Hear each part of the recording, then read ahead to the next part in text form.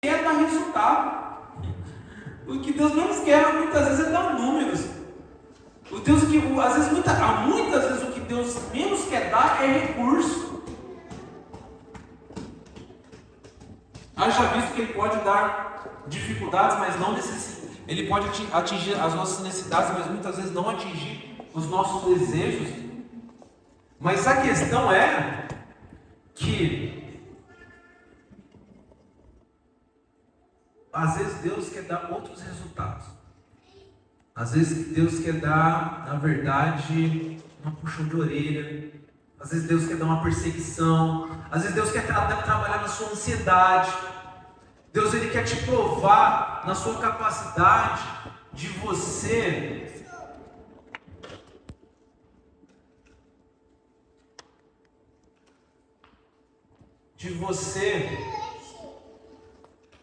lidar com os irmãos.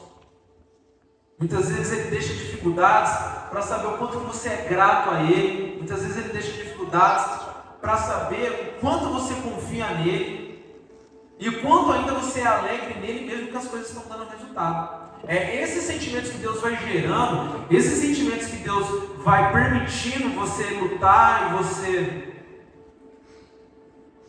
e você trabalhar qualquer coisa deles. Pode deixar, fica tranquilo. Senão eu não vou me concentrar aqui. A Gabi que pediu para você fazer? Não? Ah, tá. Às vezes você estava pensando, conseguiu? Então tá bom.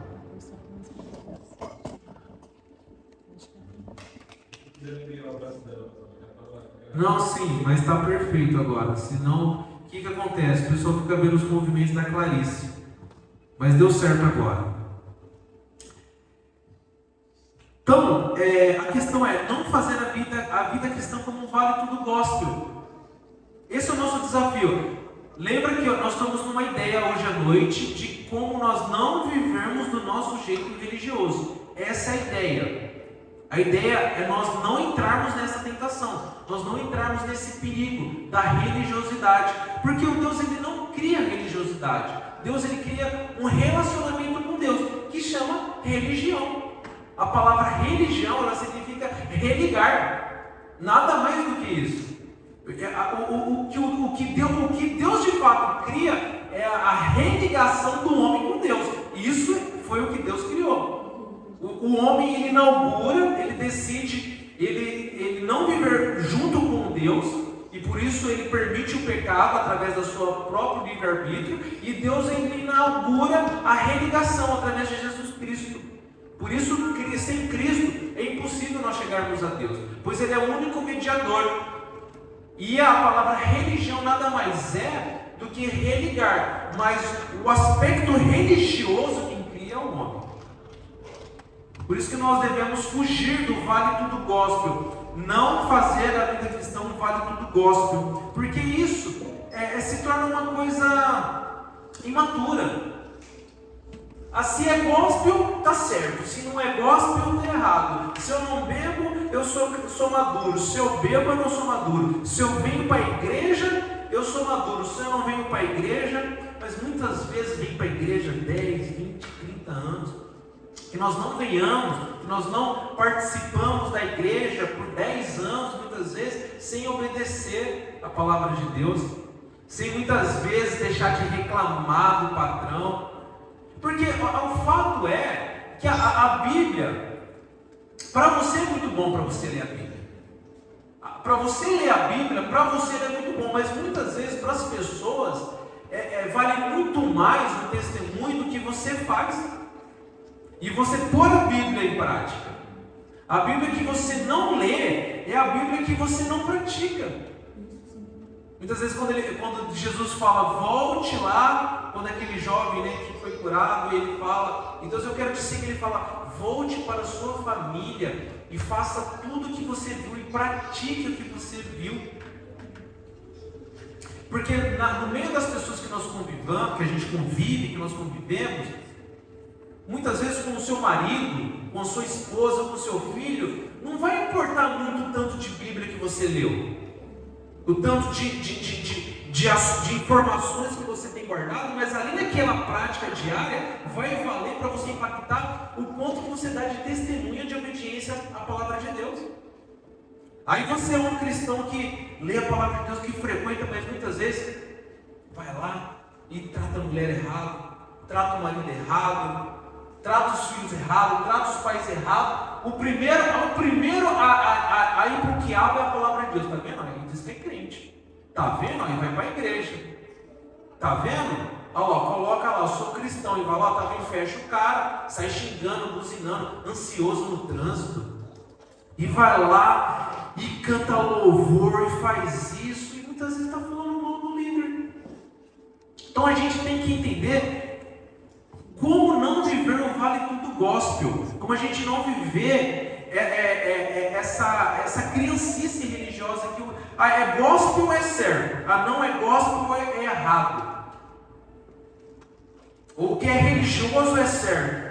Eu sou maduro, eu sou religioso, o que não é religioso é errado. Porque isso vai criando cristãos imaturos. Cristãos que acreditam que a religiosidade ela é o fator que vai trazer maturidade. O quanto que você trabalhou na igreja, o quanto que você dizimou, o quanto que você frequenta, quantos ministérios que você lidera, qual a sua capacidade. Isso vai se tornando cristãos imaturos, que se importam com os resultados, mas não se importa o que as fotos dos resultados podem gerar nessas pessoas. Muitas vezes a gente vem para a igreja para dormir, muitas vezes a gente vai para o ministério para mostrar, muitas vezes a gente vai para o ministério para a gente tentar ver como que vai ficar. As pessoas que a gente gostaria que estivessem perto, e isso vai fazendo que a gente se torne imaturo. A gente vai perdendo o senso do que é certo e errado. Porque se a coisa não está no meu controle, você não usa a palavra de Deus para crescer, mas você usa a sua mão para manipular as coisas. Às vezes as pessoas usam a sua capacidade para tentar resolver a falta do resultado. Aquilo que Paulo diz, são meninos que precisam crescer, que sair do leite espiritual, ou seja, pessoas que, conforme Paulo diz, que precisam comer comida sólida, precisam crescer, amadurecer e sair do leite espiritual, que muitas vezes não estão comendo comida sólida, né? Que seria a palavra de Deus. Ele vai lá, ele lê, ele entende, ele interpreta, ele processa, Deus fala com ele. Carne, feijoada, mocotó, aquele suco de laranja, só com o suco da laranja, você faz aquela refeição diária da palavra de Deus, se enche, amadurece e cresce espiritualmente, diferente do leitinho espiritual. Muitas vezes a gente tem uma classe cristã que vive religiosamente porque ela é encorajada, ela é orientada, ela é guiada por pastores de internet, crentes de podcast, de YouTube. Não, mas eu vejo o pastor tal fala tal coisa. Mas você foi ver na Bíblia que se ele fala é verdade? Que muitas vezes é verdade. Mas qual é a sua oportunidade de você ir lá ler a palavra e você experimentar essa mesma verdade que esse pastor do YouTube fala? Não, eu entendo a Bíblia porque eu vi no Êxodo do Egito, que passa 8 horas na Record, que fala que Samuel era isso, que José do Egito era aquilo, que Moisés era isso, que Moisés era assado, que Moisés era não sei das quantas. Então eu sei a palavra de Deus, eu sei mais ou menos. Crentes muitas vezes imaturos que vão sendo guiados pelas redes sociais, e a gente precisa crescer e se amadurecer, e muitas vezes sair, romper essa barreira do gospel, romper essa barreira da religiosidade e ter um relacionamento com Deus. A gente precisa iniciar esse relacionamento com Deus justamente para a gente não ter o nosso jeitinho religioso. Muitas vezes a gente não cresce. Deus ele está doido não, vamos usar outra palavra. Deus está desejoso para que a igreja cresça, a igreja dele do Brasil cresça, de Garça cresça, a igreja do Batista cresça, mas não cresce, sabe por quê? Porque está do meu jeito, está conforme o meu pensamento. Então, conforme o jeito que eu quero, o jeito que nós queremos, o máximo que a gente pode fazer por gente é pintar. O máximo que a gente pode fazer é pegar um carro e ir e voltar e dedilhar um violão. É um jeito muito limitado, é um jeito muito curto. Muitas vezes o nosso jeito é só do que eu posso imaginar que pode ser bom para mim. E você nem tem capacidade de saber o que é bom para você, diga-se de passagem. E até isso é perigoso, porque muitas vezes a gente manipula, a gente vai atrás, a gente vai de um jeito, deu errado, vamos desse jeito, porque isso vai ser bom para mim, vai ter mais gente, vai ter mais isso, vai ter meu amigo, vai ter tal pessoa, eu vou conseguir. E você nem sabe o que é bom para você. Você não tem capacidade de saber o que de fato é o melhor para você. E a gente se limita porque a gente é limitado. E a gente não deixa do jeito de Deus. Muitas vezes as coisas não estão sendo abençoadas porque muitas vezes dá hora de a gente fazer perguntas a Deus. Deus, aonde eu estou sendo religioso? Aonde eu não estou deixando o Senhor agir? E aonde eu estou errando? Onde estou ficando ansioso, onde estou manipulando, onde estou desobedecendo, para eu não fazer do meu jeito. E aí, do nosso jeito, nós não temos uma mente igual de Deus, que expande, que cresce. Ah, não, mas a gente é pequenininho, nosso ministério é 2, 3 pessoas, vamos aqui resolver o que a gente faz, vamos fazer, nossa igreja é pequenininha, não, vamos, a gente vai fazendo de um jeito amador. A gente vai fazendo daquele jeito que Deus dá os talentos. Ah, mas Deus me deu só um talento. Está pequenininho, tem pouca gente, deixa esse talento para lá, não vamos reproduzir ele não. Deus quer que você reproduza, Deus quer que você pense grande. Eu não estou falando pensar grande para o seu grande. Muitas vezes a gente fala, não, Deus, né, a gente fica ali falando, Deus quer que você pense grande, que você saia, que você conquiste, que você gere resultados, que você use a palavra de Deus, que você expande, que você pense grande, que isso vai ser bom para você, que se você pensar grande, você vai ter muitos ganhos. Em qualquer área, financeira, enfim, próspera, de saúde, psicológica. Mas o pensar grande é o pensar grande espiritual. É o pensar grande no sentido, como é que a palavra de Deus fala? E é justamente não cair nesse critério que Saul caiu. É não praticar o pecado santo. Aquele que muitas vezes a gente manipula, a gente se empenha, a gente quer mudar, mas baseado no como que Saul diz. Vendo, no versículo 11, Samuel perguntou, que fizeste? Respondeu Saul, vendo que o povo ia se espalhando daqui, que tu não vinhas nos dias aprazados, e que os filisteus já tinham se juntado em Miquimás.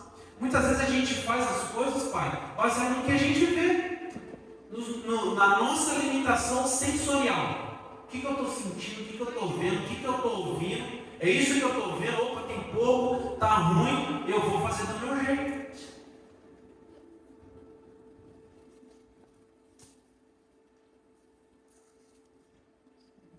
E aí ele fala, no versículo 12, eu disse comigo, agora descerão os filisteus contra a minha Gilgal. E aí ele crava, e ainda não obtive a benevolência do Senhor, e forçado pelas circunstâncias, oferecer holocausto. Muitas vezes, para a gente não viver do nosso jeito religioso, o que a gente precisa é justamente fazer o contrário do que ele fez. Então eu disse comigo. Quantas vezes que a gente fala, mas eu acho, na minha opinião, quando eu entra, tira. Quando eu está entrando, irmãos, você tem que tirar. É o seu coração, enganoso é o vosso coração, é a sua opinião, é o seu achismo, é o seu jeito. E a ideia hoje lembra que é como nós não vivemos do nosso jeito religioso. Essa é a ideia. E aí ele fala, forçado pelas circunstâncias. Muitas vezes a gente consegue muito ver o pecado do outro irmão.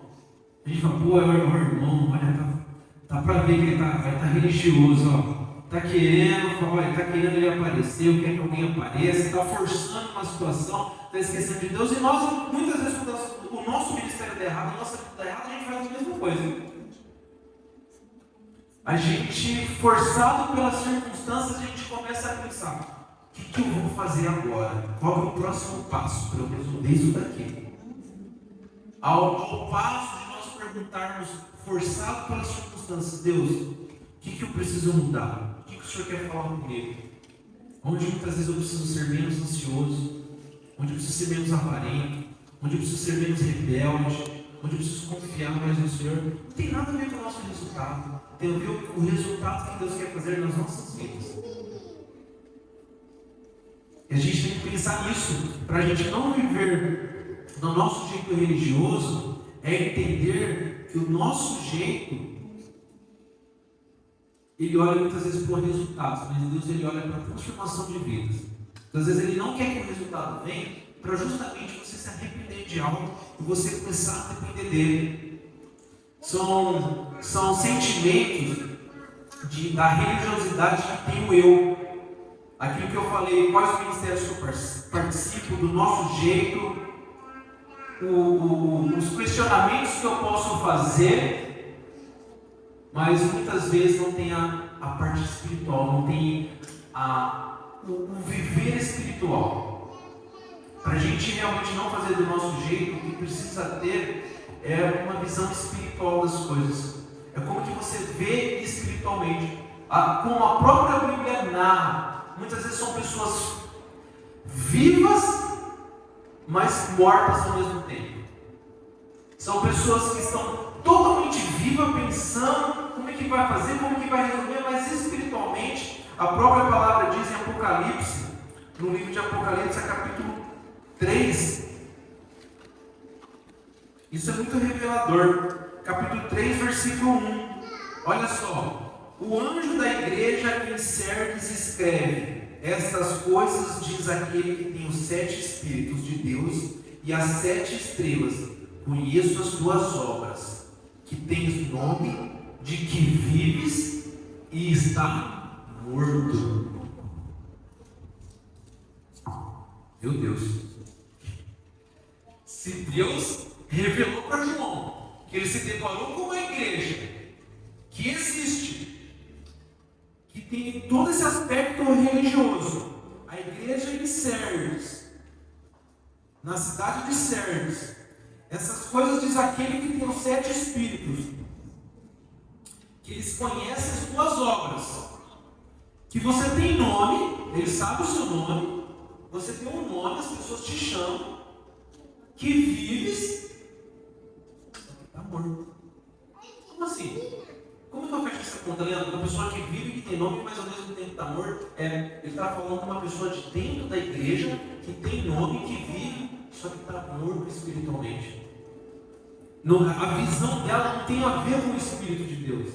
A visão dela não tem a ver com o resultado de Deus. A visão dela tem passando anos e anos, vivendo com a visão do que ela pode gerar de resultado para ela.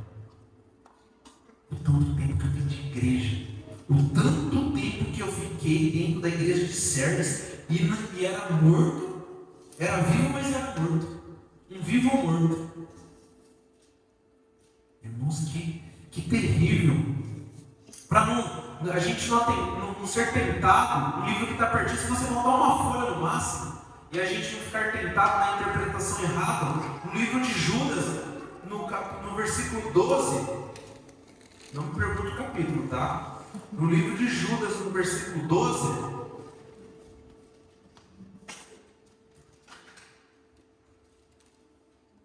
ele diz assim: estes homens são como rochas submersas em vossas festas de fraternidade, banqueteando-se juntos sem qualquer recado, pastores que se a si mesmos se apacentam, nuvens sem água impelidas pelos ventos, árvores em plena estação de fruto, desses desprovidos duplamente mortos, desarraigados. Ele pega Judas e ele faz justamente uma analogia perfeita de como são pessoas religiosas, até pastores, líderes, que se pastoreiam a si mesmos, vivem de acordo com as suas vontades, falam o que eles pensam, não importa a palavra de Deus, são considerados como plantas mortas, não dão frutos. Ou seja, é um organismo vivo, mas morto. É justamente isso. Vivo fisicamente, mas morto espiritualmente. Pessoas que estão vivendo de um jeito religioso. A ideia hoje é como não viver no nosso jeito religioso. Como não ter um jeito religioso. É justamente isso. Nós vivermos vivos espiritualmente. Nós vivemos pela palavra de Deus e muitas vezes perguntar o que Deus espera de mim, do meu crescimento espiritual. Não tem resultado, não tem gente, não tem isso, eu não consigo isso, meu marido não faz isso, minha esposa não faz aquilo, e os meus filhos não mudam, é tudo daquele jeito, e aí você vai forçando, e muitas vezes o jeito é você mudar. O jeito é Deus falando com você, para você crescer, e muitas vezes você parar de ser religioso. Muitas vezes a nossa religiosidade é a que permanece todo o aspecto do mesmo jeito. As coisas não mudarem. Por isso ele fala, forçado pelas circunstâncias, no versículo 12. Muitas vezes não são as circunstâncias que importam para Deus. As circunstâncias, elas são só meios para a gente ser sincero conosco, e muitas vezes a gente tem a atitude de mudar. As circunstâncias são só oportunidades para a gente mudar. Muitas vezes é o que a gente quer, por isso que a música é bem escrita, que ela fala, não importa as circunstâncias. É a gente ser fiel a Deus, a palavra de Deus, e obedecer a palavra de Deus, mesmo que as circunstâncias não estejam favoráveis. É aí que é a oportunidade de nós crescermos. As circunstâncias não estão favoráveis, aí Saul ele decide sacrificar, Saul decide fazer do jeito dele, não porque o povo está dispersando, os filisteus estão chegando, e eu vou lá e eu vou fazer um sacrifício de Deus terrível, coisa que Deus não mandou ele fazer, coisa que Deus não ordenou ele fazer. E por isso que essa é a questão. Muitas vezes a questão é a gente saber esperar. Muitas vezes a questão é a gente não ser uma pessoa ansiosa, não ser uma pessoa preguiçosa, não ser uma pessoa egoísta. Muitas vezes é isso que Deus está trabalhando. Por isso a ideia é como não ter o nosso jeito religioso. A visão religiosa, ela gera o que acontece no versículo 13. Então disse Samuel a Saul, procedeste neciamente não guardar o mandamento que o Senhor teu Deus te ordenou, pois teria agora o Senhor confirmado o teu reino sobre Israel. É a gente colocar a nossa vontade em frente à vontade de Deus. A visão religiosa, ela não gera resultado de Deus. Você pode fazer o que quiser com sua mão, até gerar resultados, mas não resultados que Deus vai gerar.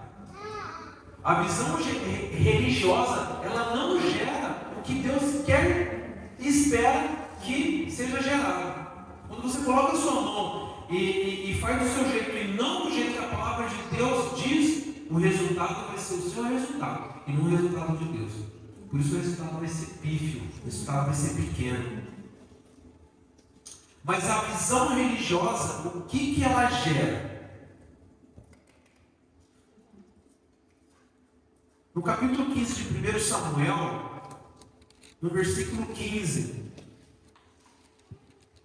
olha como que isso vai avançando, como isso vai aumentando na vida de um ser religioso. No capítulo 15 de 1 Samuel, no versículo 15, ele diz assim: respondeu Saul, de Ameleque os trouxeram, porque o povo poupou o melhor das ovelhas e dos bois para sacrificar ao Senhor teu Deus, e o resto, porém, destruímos totalmente.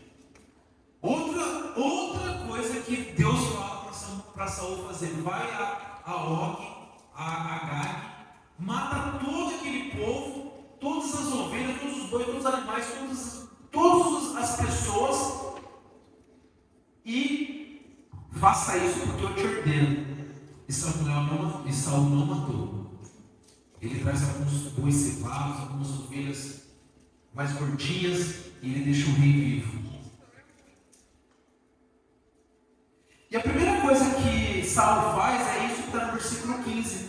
Ele fala: de Ameleque trouxeram, porque o povo poupou. Porque foi o povo que fez isso. A primeira coisa que a gente faz na nossa visão religiosa, quando os resultados não vêm, Ao invés de nós olharmos para dentro de nós começamos a achar os culpados. E nós colocamos culpa em todo mundo. É o pastor, é o meu líder do ministério, é porque está frio, é porque está calor, porque está chovendo, é porque tem que trocar isso, é porque tem que fazer disso, vamos fazer do nosso jeito. E a gente começa a conversar entre a gente, começa a pensar o que a gente vai fazer, porque a gente começa a achar culpado. E quando os resultados não vêm, a primeira coisa que a gente tem que fazer é: o que eu tenho que melhorar, Deus? O que o Senhor quer falar comigo? É o espírito de quebrantamento, é o próprio espírito de que se arrepende.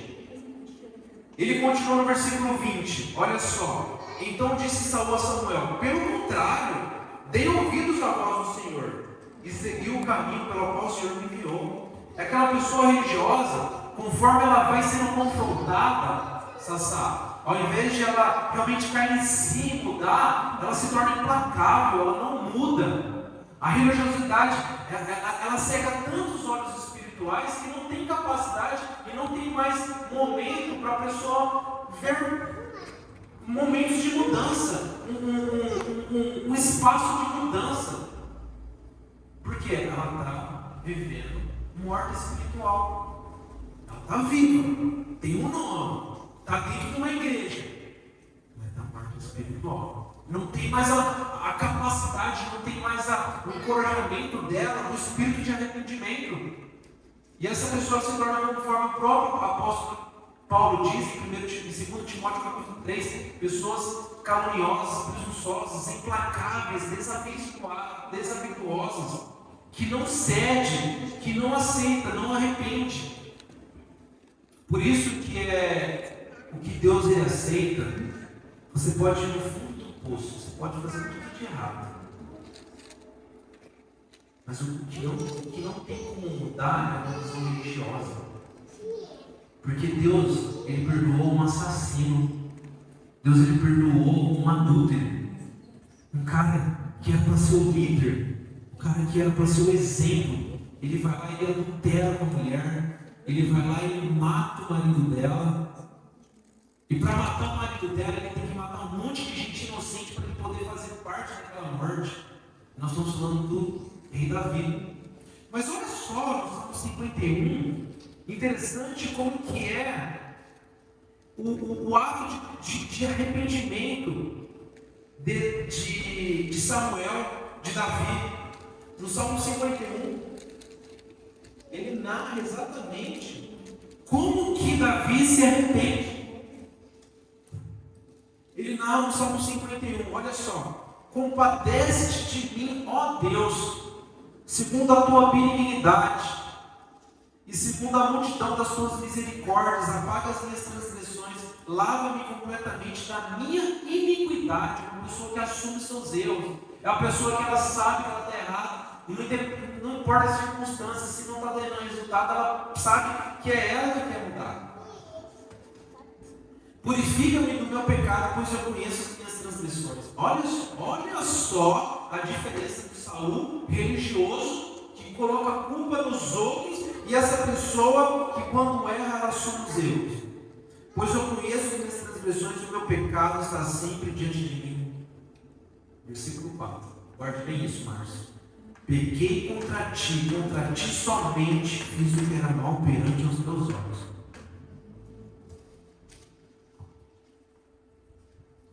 A pergunta é: aonde está Deus quando nós fazemos do nosso jeito? Por isso a ideia, como não fazer do nosso jeito? Porque aonde está Deus quando você decide fazer do seu jeito? Gerar os seus resultados, manipular o seu jeito, querer fazer do jeito que você acha que tem que ser, do jeito que você pensa que tem que ser. E muitas vezes a pergunta é: cadê Deus nisso? Porque se Deus foi o primeiro a ser afrontado, a palavra de Deus ela já não te move, ela já não é mais a sua bússola, ela já não é a sua orientação, é o seu jeito que tem essa orientação, o resultado já não importa mais. Porque o que de fato importaria para Deus era você obedecer a palavra dele. O que de fato importa para Deus não é o resultado, mas é um sentimento de entender que Deus está olhando tudo. E se você não for fazer do jeito dele, não importa mais nada. você não for fazer do jeito dele, é você ter a consciência que ele está olhando tudo. Foi diante de ti, foi contra ti, somente contra o Senhor que eu pequei. Um homem que adultera, ele não peca contra a mulher dele, mas primeiro ele peca contra Deus. Uma mulher que não é submissa, ela não é submissa somente perante ao marido, mas ela deixa de ser submissa a Deus, porque Deus manda ela fazer isso. Quando ele fala para você obedecer aos seus líderes, quando ele fala para você disciplinar os seus filhos, quando você não está somente destruindo a vida dos seus filhos, mas você está falando para Deus, Deus, eu não acredito no que você está falando. E a gente vai vivendo o nosso jeito religioso. Não, mas meu pai, tem uma tal de não sei o que falou isso, tem uma influencer que falou aquilo, tem uma pastora, tem um pastor, tem um líder que falou que pode ser desse jeito. Aí você, como que Deus falou para você como que tem que ser as coisas? Muitas vezes nós somos guiados no nosso jeito porque um pastor fala para você fazer de um jeito. Um pastor que, ou outro pastor, um outro irmão, uma outra pessoa guia a sua vida. Nós sentamos no banco de carona das nossas vidas. Vai, dirige aí, não importa como que você está. Você não tem habilitação? Não dirige aí. Nós não pegamos a direção da nossa vida. Nós não sentamos na direção da nossa vida espiritual. E eu vou entender como que é. Peguei contra ti somente e fiz o que é bom perante os teus olhos. Muitas vezes o que a gente precisa é justamente esse sentimento. Onde está Deus? Quando você quer resolver com as suas mãos. Aonde que está Deus quando você quer resolver as coisas com as suas mãos? Eu vou resolver esse casamento desse jeito. Como que Deus quer resolver? Eu vou resolver isso aqui desse jeito. Como que Deus pede para resolver? Como que Deus manda? Aonde está Deus quando você resolve? Do seu jeito. Por isso, te chama-se religiosidade. A Bíblia diz: tira a trava dos seus olhos antes que você apontar o irmão. E por isso que a palavra de Deus é muito boa. Ela não é a gente olhar para nós, a gente está olhando para o outro. Porque a gente é cheio de mazelas, a gente é cheio de erro, e a gente é tão ruim, que a gente pega a melhor coisa que existe e coloca dentro de uma caixinha da religiosidade. E a gente se torna essa coisa tão maravilhosa, uma coisa tão pequena, que é a religiosidade. Viver do nosso jeito. É porque eu participo, é porque eu tenho tempo de igreja, é porque eu conheço, é porque eu fiz aquilo, porque eu acho. Não falou no meu coração. E aí, sabe o que a gente precisa, meu irmão? Olhar para dentro da gente. Porque quando você olha para dentro de você, é quando você vê a sua limitação. E quanto mais você vê a sua limitação, mais você se aproxima de Deus. Porque Deus, ele não criou religiosidade. Quem criou a religiosidade foi o homem. Mas Deus, ele criou um relacionamento. E o que Deus quer é se relacionar. E o que menos você faz na religiosidade é se relacionar com Deus. Você se relaciona com você mesmo. Você se relaciona com o seu ego. Você se relaciona com o seu desejo. Você se relaciona com o resultado que você pode ter. Porque a ideia de Deus é relacionamento. E para você ter um relacionamento com Deus, o que deve ter é obediência. Somente a obediência faz com que você tenha um relacionamento com Deus. Porque Ele sabe, se você não obedecer a palavra de Deus e você fazer do seu jeito, nada mais, nada menos que você está vivendo como você nasceu, já morto. Se você faz do seu jeito, a Bíblia diz que todos nós já nascemos do pecado, esse mundo já no maligno, e todos nós somos destituídos da glória de Deus. Nós já nascemos mortos, nós já nascemos condenados, mas Ele, na sua infinita graça, Ele nos resgata e nos religa a Deus, para nós obedecermos, porque Ele sabe que obedecer é a melhor coisa. Ele sabe que obedecer na palavra de Deus, na obediência da palavra de Deus, está o resultado para você encontrar a vida. E se você não obedece, o que você está fazendo é não experimentando o melhor de Deus. Por isso ele diz no capítulo 15, que a gente está no versículo 22, do 1 Samuel, capítulo 15, versículo 22. Porém Samuel diz: tem porventura o Senhor tanto prazer em holocaustos e sacrifícios, quanto que se obedeça a sua palavra? Eis que obedecer é melhor do que sacrificar, e o atender é melhor do que gordura de carneiros. Obediência, irmãos, é melhor do que sacrifício.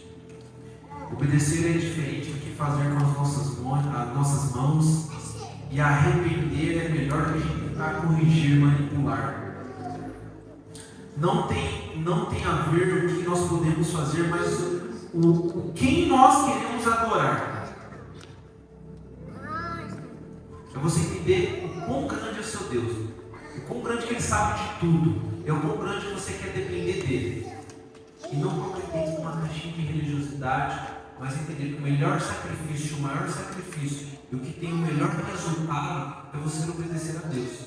Por isso, a ideia é essa: como nós não vivermos do jeito religioso, é entender que antes de nós fazermos do nosso jeito, existe um jeito de Deus. Antes de nós pensarmos em gerar o nosso resultado, é nós obedecermos a palavra de Deus, que Ele dará o resultado.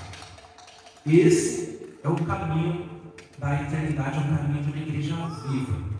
É um caminho de uma igreja que é madura, é o caminho de uma igreja que sabe o que está fazendo. Poxa vida, eu tenho que mudar isso. Aonde eu pequei, aonde eu tenho que melhorar.